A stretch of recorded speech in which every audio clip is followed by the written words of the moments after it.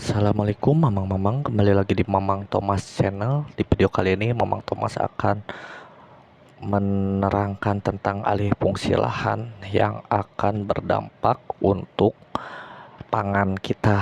Alih fungsi apa? Alih fungsi dari sawah ke perumahan atau dari sawah ke yang lain lah, jangan perumahan, industri-industri yang kayak gitu ya. Akan berdampak kepada pangan dan juga akan berdampak kepada hal lain lagi. Apakah itu? Yuk kita mulai videonya tanpa opening-opening.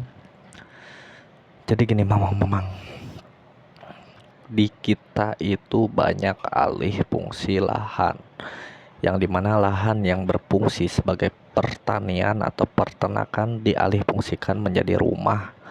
Kenapa itu bisa terjadi mamang-mamang? Karena pertama, tidak adanya penataan kota yang diterapkan gitu ya, ataupun yang eh, real yang realitas direalisasikan ya.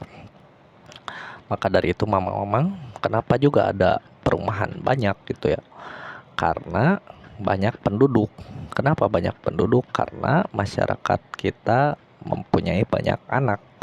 Kenapa banyak anak? Karena tidak melakukan keluarga berencana ya. Nah, masyarakat kita itu sekarang udah 250 jutaan ya mamang. Maka dari itu 250 juta itu perlu rumah semua ya. Tidak mungkin kontrak gitu ya. Tapi banyak yang kontrak juga sampai akhir hayatnya, tapi tidak apa-apa ya. Tapi banyak juga yang memerlukan rumah gitu. Maka dari situ banyaklah yang mengalih fungsikan tani-tanian mereka menjadi perumahan. Tani-tanian yang mereka punya, sawah-sawah yang mereka punya, kebun-kebun yang mereka punya menjadi perumahan. Karena apa? Karena prospek untuk perumahan itu adalah jangka panjang ya, dan juga masyarakat pasti itu membutuhkan rumah. Dan mamang-mamang harus ketahui bahwa rumah dan pangan itu adalah kebutuhan pokok manusia. Nah, kita kuat-kuatan nih, mau dimajukan di sektor pangan atau mau dimajukan di sektor rumah. Tapi juga kalau saran dari Mamang Thomas, maka harus ada regulasi tentang bagaimana sawah-sawah atau kebun-kebun itu jangan dijadikan perumahan, dan harus ada regulasinya. Terus gimana dong masyarakat kita yang butuh rumah? Nah, yang butuh rumah itu harusnya ya, bagusnya, idealnya itu adalah di misalnya di bekas rawa-rawa gitu ya. Tapi kan bekas rawa-rawa itu banyak binatang. Nah, harus diketahui mamang, dulu juga kita ini, rumah kita ini banyak rawanya, tapi setelah berangsur-angsur binatang-binatang itu pindah ya. Maka dari itu harus ada hutan ya, begitu ya, agar binatang-binatang pindah ke hutan. Dan juga kenapa memang sarankan rawa-rawa, karena rawa itu eh, tidak ada apa ya, bukan tidak ada manfaat, pasti ada manfaatnya ya, tapi kebanyakan itu rawa-rawa itu kayak banyak tanaman liar, banyak tumbuhan liar. Nah, maka dari itu Mamang sarankan kalau perumahan-perumahan itu harus di rawa-rawa, karena rawa-rawa itu tidak akan mengganggu pangan gitu. Kalau di sawah itu akan mengganggu pangan, mengganggu beras. Kalau di kebun akan mengganggu buah-buahan gitu ya. Tapi kalau di rawa tidak akan mengganggu pangan-pangan kita. Terus gimana dong? Rawa kan berair. Ada yang namanya dikeruk gitu ya, ditambahin instrumen kayak tanah seperti itu ya. Nah, seperti banyak kok tadinya rawa-rawa dijadikan rumah. Apakah banjir ya? Kalau ditinggikan itu tidak banjir ya mamang, terutama harus kreatif lah.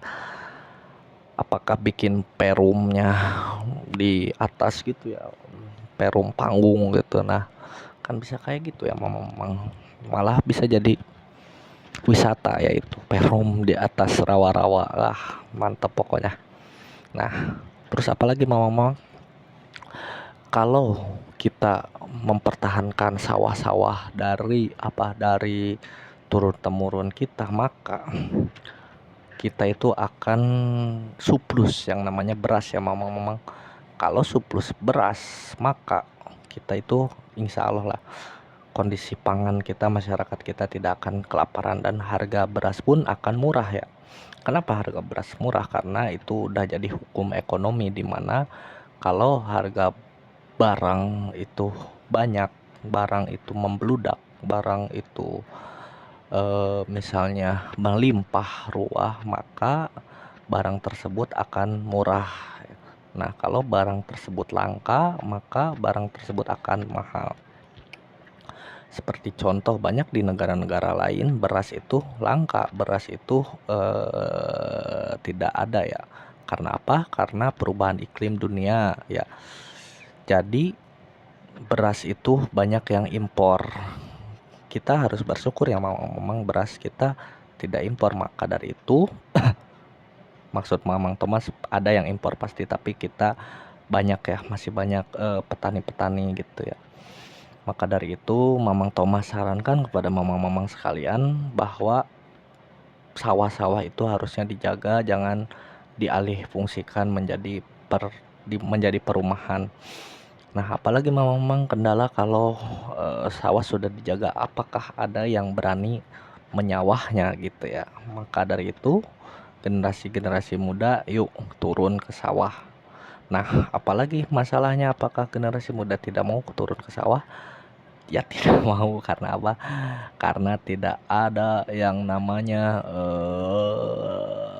uangnya gitu ya. Nah, kenapa tidak ada uangnya? Karena tidak ada regulasi di situ yang baik, yang berjalan sesuai aturan untuk memajukan para petani-petani. Nah, kalau sudah regulasinya baik, beras kita diekspor ke luar negeri ya, maka akan menjadi kesuksesan untuk para petani. Petani-petani akan makmur dan anak-anak muda banyak yang ingin bertani, dan kita juga tidak akan krisis pada beras, dan jadikan beras itu adalah kekuatan ekonomi kita, bukan pertambangan ya, tapi kekuatan ekonomi kita itu ada di pangan, beras, ternak, dan juga buah-buahan. Jadikan itu sebagai kekuatan ekonomi kita, dan juga jadikan itu sebagai pariwisata kita yang akan menaikkan devisa negara dan yang akan menaikkan kualitas hidup masyarakat kita. Maka dari itu Mamang Thomas sarankan untuk ayo kita sama-sama belajar lagi dalam pangan ini, agar kita bisa surplus pangan dan kita bisa menjadi sumber pangan dunia, dan juga kita bisa berwisata dengan pangan-pangan itu.